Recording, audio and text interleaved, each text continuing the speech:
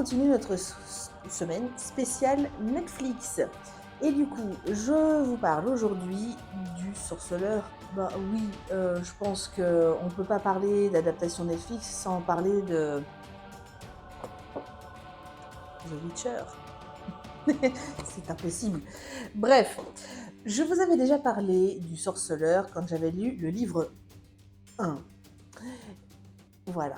Et ben j'ai lu le livre 2. Oui, forcément. Et je vais bientôt lire le livre 3 parce que je vous fais une confidence. Il est arrivé dans les nouveautés là de ce printemps à la bibliothèque de la bâtisse. Wouhou! Donc je vais pouvoir enfin continuer l'histoire.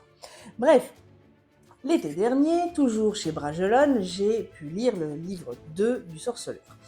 Alors, on continue les aventures de Gérald de Rive, notre fameux sorceleur à la réputation sulfureuse et surtout la réputation un peu, pas démoniaque, mais presque. Hein, il n'est pas aimé. On continue, hein, sa réputation précède partout où il passe. Sur ce livre 2, on va aussi parler de sa relation avec la belle Yennefer, la sorcière, bien entendu. Du coup, relation tumultueuse, on va le comprendre par rapport à tout ce qui va se passer, les aventures, ils vont se retrouver, se perdre, se reperdre, enfin, voilà, vous avez compris le principe. On va aussi être sur sa fuite du destin à Gérald, puisqu'il fuit, et c'est une vraie fuite en avant, il refuse totalement le destin qui lui est offert avec Ciri. Je veux pas tout vous spoiler non plus, parce que par rapport à la série Netflix, je vais vous en parler après, on est quand même assez loin de la série Netflix. Donc, voilà. Par contre, c'est que l'histoire, donc la trame, on va dire politique, complot, tout ça, enfin vraiment la trame de l'histoire se met en place à partir du livre 2, pour moi. Et notamment aussi le caractère de Gérald, on en apprend plus sur Gérald, sur son caractère, son mode de fonctionnement. Notamment, comme je vous ai dit, le fait que, comme on n'arrête pas de dire que oui, il n'a pas de sentiments parce que c'est un mutant, machin, à travers sa relation avec Yennefer, à travers sa peur panique de devoir, d'avoir un être comme Ciri, un enfant dépendant de lui, on comprend que voilà, il n'est pas si insensible que ça. Donc son caractère et son tempérament se dévoilent petit à petit à travers ce tome 2. Voilà, qui pour moi n'est toujours pas, comme me l'avait annoncé, une série de nouvelles décousues dans l'univers du Sorceleur. Pour moi, c'est vraiment les prémices.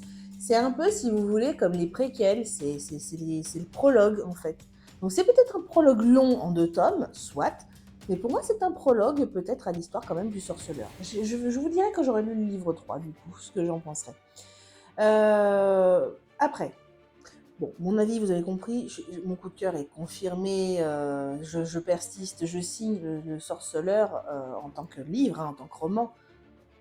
C'est juste magnifique à lire.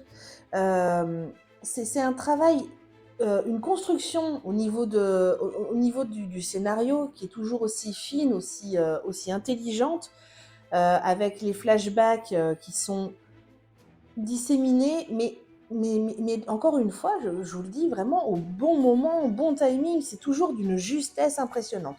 Et ça permet tellement de pouvoir mieux cerner le personnage et de pouvoir mieux appréhender aussi l'histoire qui est en train de se mettre en place. C'est impressionnant. On a un récit qui est très très bien construit, surtout au niveau de ses personnages, qui nous les rend de plus en plus attachants. On n'a pas envie de les lâcher. À la fin du tome, on est là. Voilà, moi perso, j'étais en vacances quand j'ai terminé le livre 2, et j'étais à l'agonie. Et puis on a un jeu avec les mythes, les légendes, les contes, toutes ces histoires comme La Belle et la Bête, La Petite Sirène.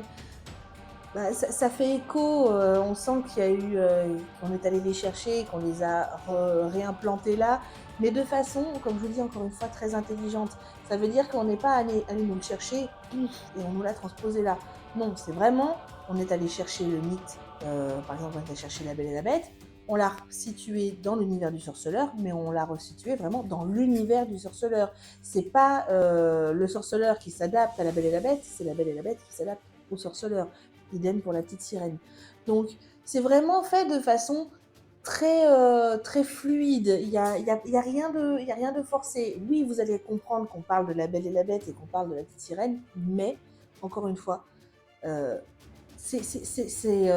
ça coule de source. Ça vous semblera totalement normal. Voilà. Donc, oui, je lui ai remis 5 étoiles sur 5. C'est encore une fois un gros coup de cœur, cette saga que je continue avec grand plaisir. Pour ce qui est de la série Netflix, l'adaptation, alors, il y a beaucoup de choses à en dire. Primo, je suis devenue addict. Je l'ai regardé 2 fois. C'est-à-dire que les 3 saisons, je les ai regardées d'un seul bloc, 2 fois de suite, à quelques mois d'intervalle. Oui, c'est une drogue, c'est une addiction, je l'admets volontiers. Derrière, en plus, je suis allée me faire un petit plaisir. D'ailleurs, c'est mon mari que je remercie, enfin, mon futur mari que je remercie grandement de ça, qui est allé m'offrir le jeu vidéo The Witcher. Il avait bien compris que je voulais plus quitter cet univers, donc même en jeu vidéo, il est allé me l'offrir. Et c'est d'ailleurs à lui que je dois aussi les 2 jolies petites figurines qui ornent ma bibliothèque.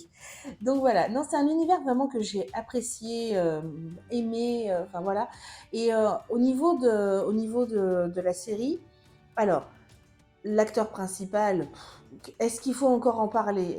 Il est juste magnifique dans tout ce qu'il fait. Tout ce qu'il touche, il le transforme de façon merveilleuse. Donc oui, j'adore. J'ai eu la chance de rencontrer son doubleur français là l'année dernière, enfin il y a quelques mois en arrière, euh, à Albertville à la Japan Pop Show. Donc je suis très contente. Je vous mets la photo juste pour le kiff. Mais voilà, j'adore cet acteur, j'adore ce qu'il a fait du personnage de Gérald. Il arrive à faire passer les émotions, justement. Et c'est ça que je trouve important, parce que pour un personnage qu'on dit inhumain, sans émotion, cruel, tout ça, qu'on traite de boucher, euh, il arrive à nous faire comprendre la subtilité de ce qu'on retrouve dans le roman, c'est-à-dire que non, il n'est pas insensible, non, il n'a pas aucun sentiment, et bien entendu que ça le touche ce qui se passe autour de lui. Et la peur panique justement de Gérald qu'on retrouve dans ce tome 2 dont je vous ai parlé, sa peur panique d'avoir un être dépendant de lui comme Ciri, on la retrouve grâce au jeu d'acteurs dans la série. Bon, les autres acteurs sont très bons aussi. Je vais pas m'étendre sur le jeu d'acteur qui est formidable de tout le casting. Après, oui, il y a des dissonances avec l'histoire originale, bien entendu. On est loin d'être fidèle.